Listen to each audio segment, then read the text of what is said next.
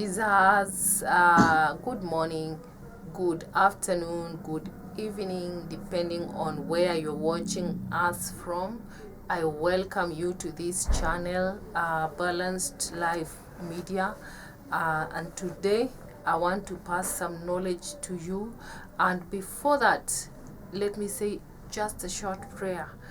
Father, I thank you for the viewer and everybody who is getting this message, oh dear Lord. Let them absorb it and let it help them, because you told us that through knowledge the righteous shall be set free. For it is in Jesus' name do I pray and believe. Amen.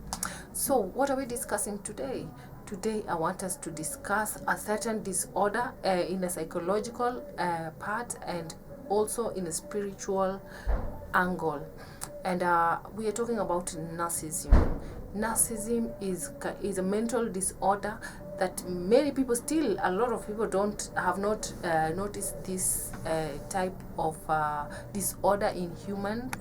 And it's a demonic type of disorder, very very demonic type of it. And those a few people who have come across this type of people, to some extent you will think that they are possessed, and for real they are possessed, because the way they operate, it is so abnormal.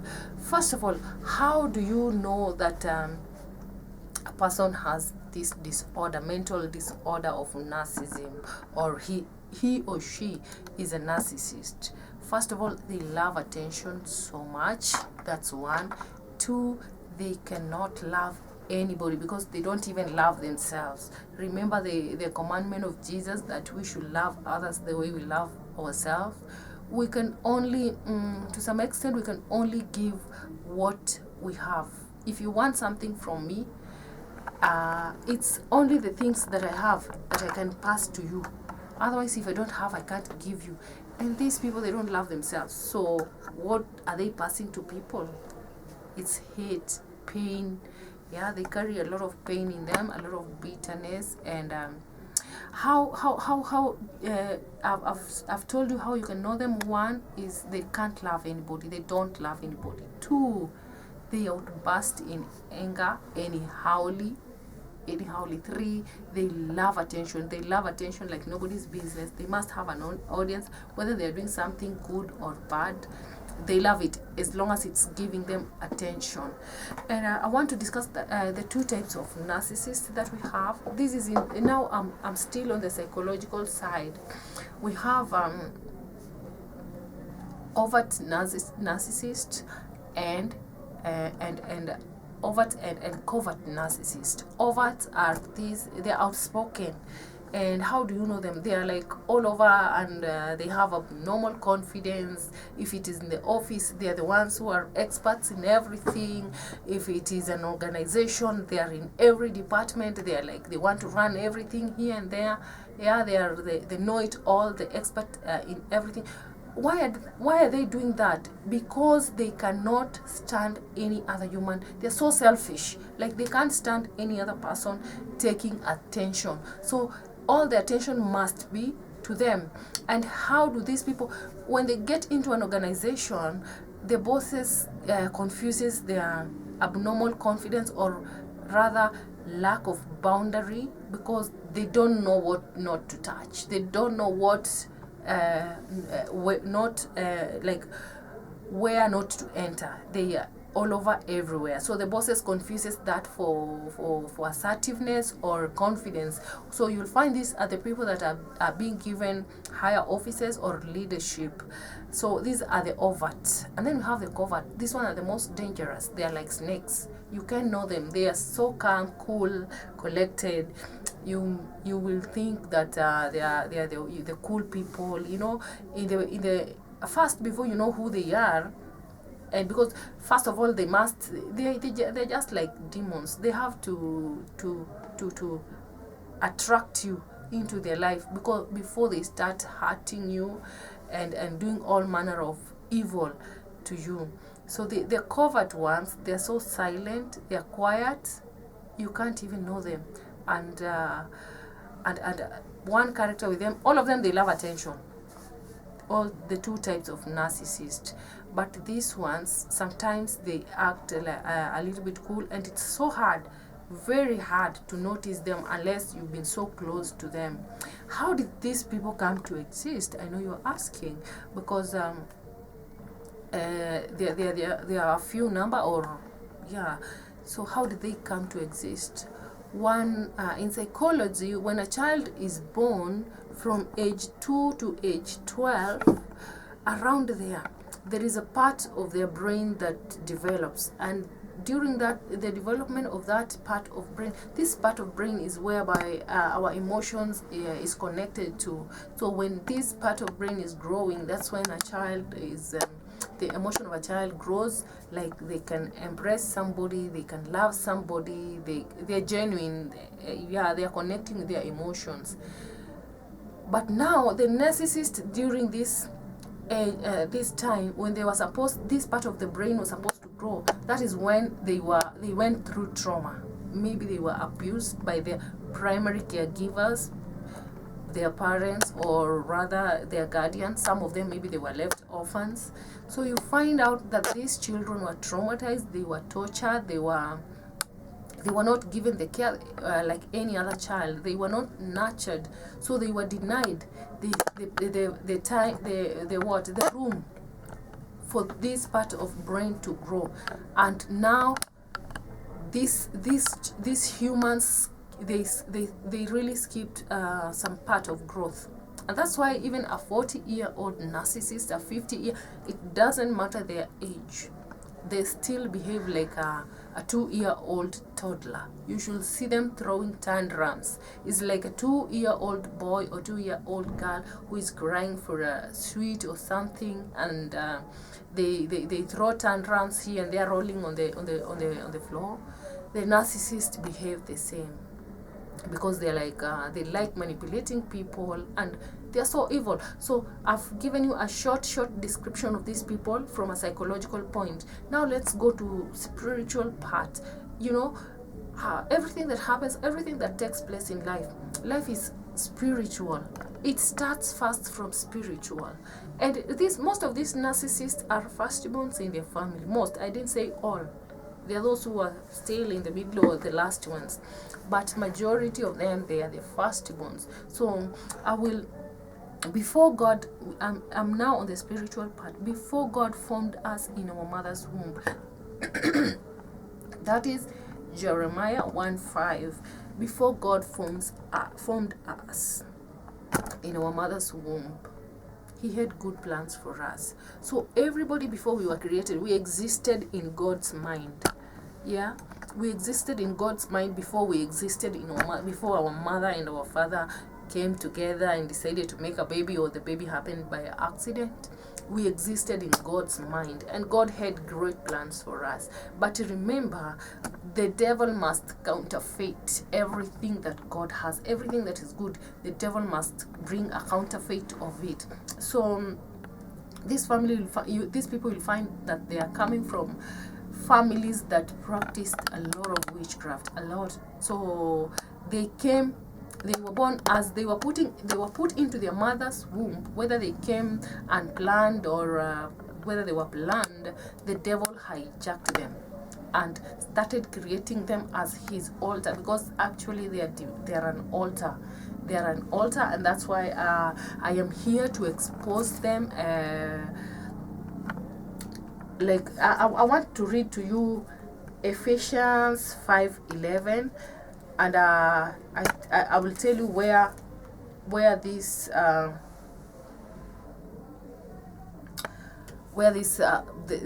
this knowledge came from, and it says, and have no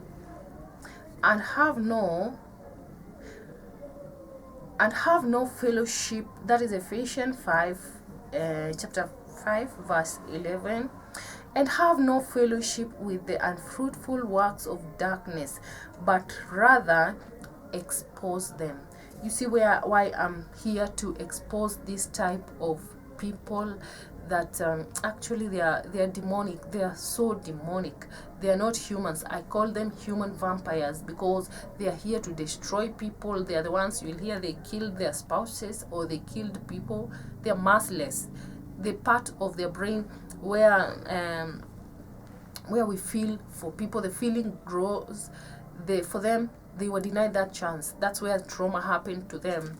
So Ephesians 5:11 says, and have no fellowship with unfruitful works of darkness, but rather expose them. And that's why I'm here to expose this type of people, so that you out there, you'll have knowledge. We are told in Psalms 11 chapter 9 that through knowledge the righteous shall be delivered. So I know through this knowledge you will be able to notice this kind of people and stay away from them. We are told by Jesus to love people. That is the first commandment. We should love people. Yeah, we should love them, but not stay close to them. Even Jesus moved away from toxic people. So who are you to stick by toxic people? We have been told we should not, in Ephesians, that we should not have fellowship with the unfruitful work of darkness, but rather expose them. And that's why I'm here to expose them. These people they don't carry agenda of God in any way, because if they carry agenda of God, they will follow the commandment, the principles of God, the commandment of God, both the commandment of Moses and the commandment of Jesus. The two commandments of Jesus, they emphasized on love. The commandment of 10 commandments of Moses, all of them, they are talking about love, because the first 4, they are talking about loving God. The second part, which is the 6 commandments, that is from number 5 going up to number 10, it's talking about relationship between man and man as human. And in all that, you'll find that if you summarize the 6 commandments, you will sum it up to what Jesus said. He came not to end the commandment of Moses, but to empower it. So he summarizes the whole 10 commandments into 2 commandments. The first one, love God with all our hearts, and the second one, you should love your neighbor as you love yourself. These are found in Matthew 22:39 and also in Mark 12 chapter 30 to 31, that we should love our neighbors as we love ourselves.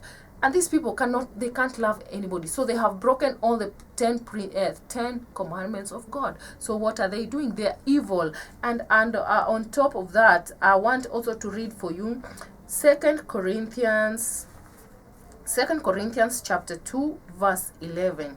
Lest Satan should take advantage of us, for we are not ignorant of his devices. We're not ignorant of devices of the enemy. These people are agents of Satan. And did I tell you that all of them uses witchcraft? And that's why they were born as altars. They are altars. They are agents of Satan from the word go.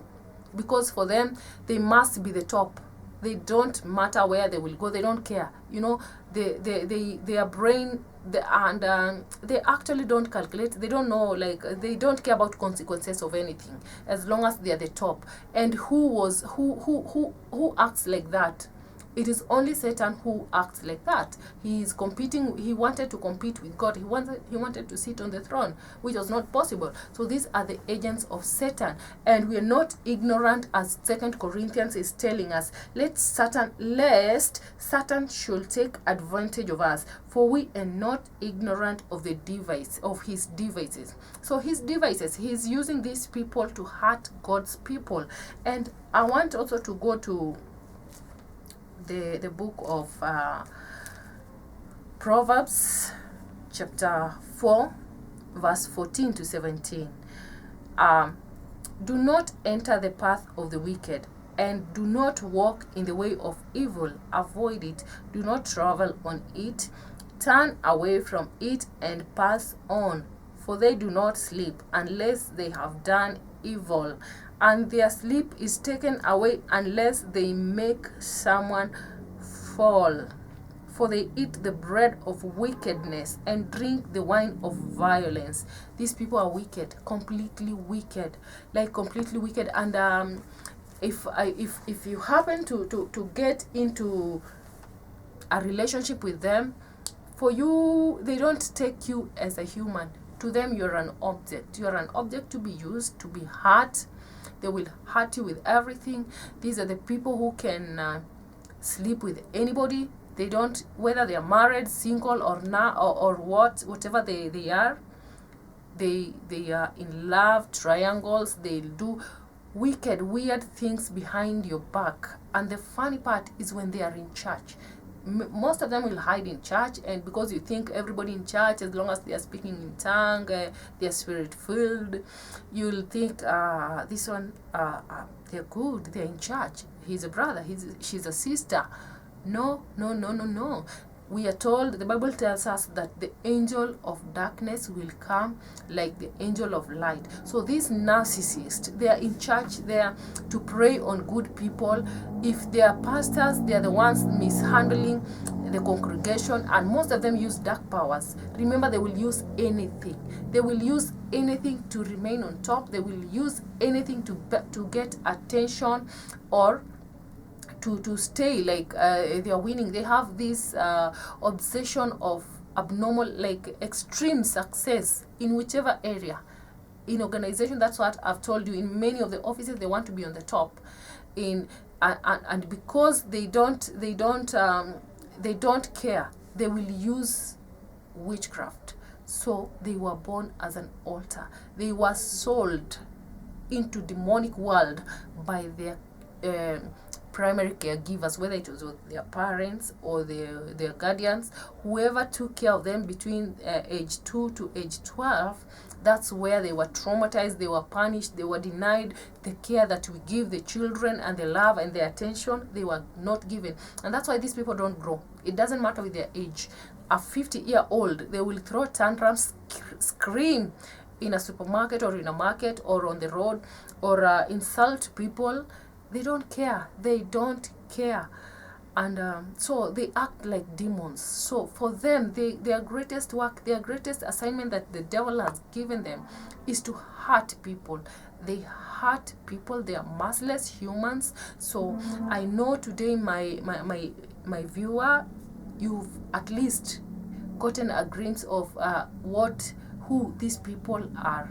And so tomorrow or another time, when you meet a person who is they can't apologize, they are never sorry, they want extreme success, they have no boundary, they don't know what to touch, they don't know where not to go. Yes, like these are the people, if it's having an affair or sleeping around, committing adultery, they can do it with anyone. They can do it with anyone, everybody, the old, the aged. They are the people you hear they have raped small children. For them, they do all manner of wicked, and all of them uses witchcraft. They were sold into witchcraft. The devil stole them. From Jeremiah 1:5, God knew us before he formed us into a mother's womb. Immediately they were formed into their mother's womb. Rejection started from there. So they became an opening for the devil to use them. So they were sold to the devil. And I've told you, most of them are firstborns. Remember, firstborn is a seed of God. Anything that is first is a seed of God. And the devil has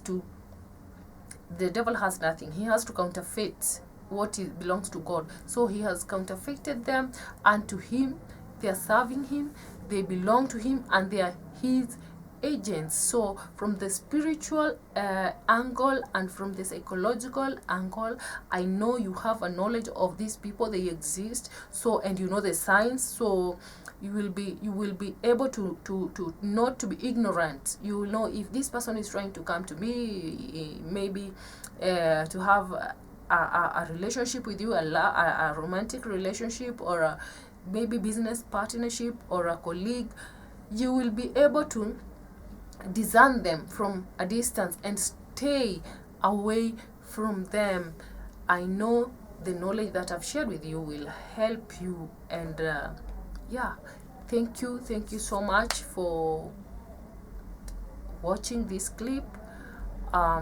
Until our next, I want you to consider subscribing, or gives us a thumbs up, comment, say what you want to hear soon from us, and we will really appreciate. My name is Sarah M. Stay blessed. Shalom. See you on our next. Thank you.